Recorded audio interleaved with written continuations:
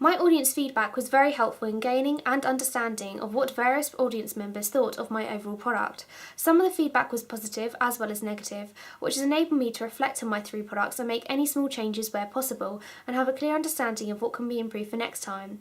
After collecting and evaluating my audience feedback, I have reached the conclusion that my products have been successful in fulfilling their purposes of providing information, entertainment and anticipation for my film. I included a series of 17 questions that enabled me to receive detailed responses on the various opinions of my audience. Questions such as what type of product video do you think this is and why, and what genre do you think this product is and why, has enabled me to straight away tell if my media products were clear as being a teaser trailer, poster and magazine cover. All of my audience feedback members got this right and justified their opinions with some of the conventions I had purposely included, making this clear, such as blood, skull, dark lighting, quick pace editing and other various conventions. From this, I have learned that I have been able to portray real media products, and I have also implemented a genre that my audience are also able to recognise, showing that my media products have been successful. Although they did mention that the combination of the 3 products, which I found through asking the questions based on my ancillary tasks and how well they work together, meant that the connection between the 3 wasn't that clear. It taught me that the skull edit lacked a connection with the teaser trailer, and there wasn't a clear connection between the 3 through this reason. This has taught me that I need to possibly add a feature within my teaser trailer that relates the skull effect in some way, as I feel that my 3 products as a whole would be stronger. Another aspect I learnt from my audience feedback was the titles that were successful. Through the creation of all 3 media titles were one of the main focuses when creating this product. Within my teaser trailer, I discovered that my audience feedback members liked the green screen age restriction title, saying that it is realistic and seen within a lot of teaser trailers. This was mentioned a few times when audience members were asked, do you believe it to be a conventional, typical of the video? Do you believe it to be and why? And also, what conventions, typical features can you see? These questions enabled me to receive feedback on what conventions of a teaser trailer, which is a horror, they saw. They also liked the titles on the teaser trailer with a clouded background, saying the movement of the background was visually pleasing. They also liked the movie magazine title as they believed it looked like other film titles and therefore looked conventional of a magazine cover. They liked the various colours of the text on the magazine cover, making it stand out. Overall, I feel the titles were successful in achieving a conventional and realistic look to my product, making for a more professional feel to the 3 products.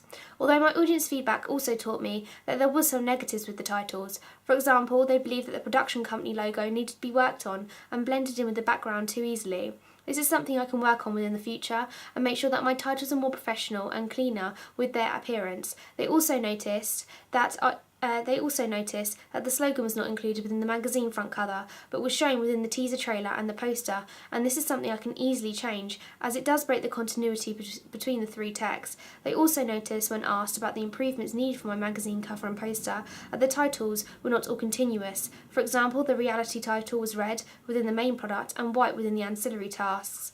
This taught me that the continuity of the text lacked within the main task, although I was trying to follow the conventions here of the horror teaser trailer by incorporating the colour red within the titles as seen being used within my research.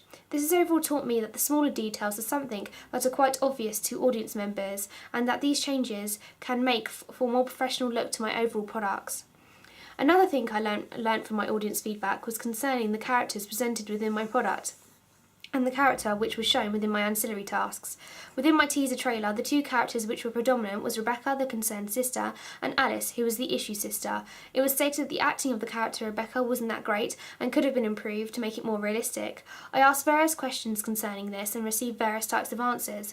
For example, the first question I asked concerning audience and character was, what do you think of the main character? Does it appeal to the intended audience? Why not?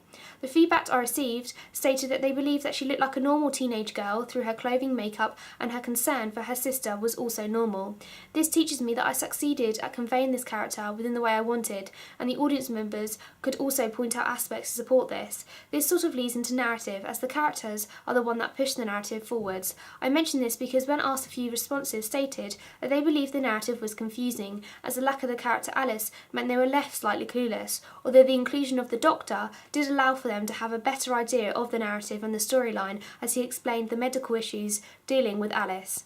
This then leads on to what This then leads on to when audience members were asked about the ancillary tasks. This was the question, such as what needs improving in my poster and magazine cover and why. One of the things that was pointed out was the concern of the lack of connection between the images, as mentioned above, as the skull had little to do with the teaser trailer.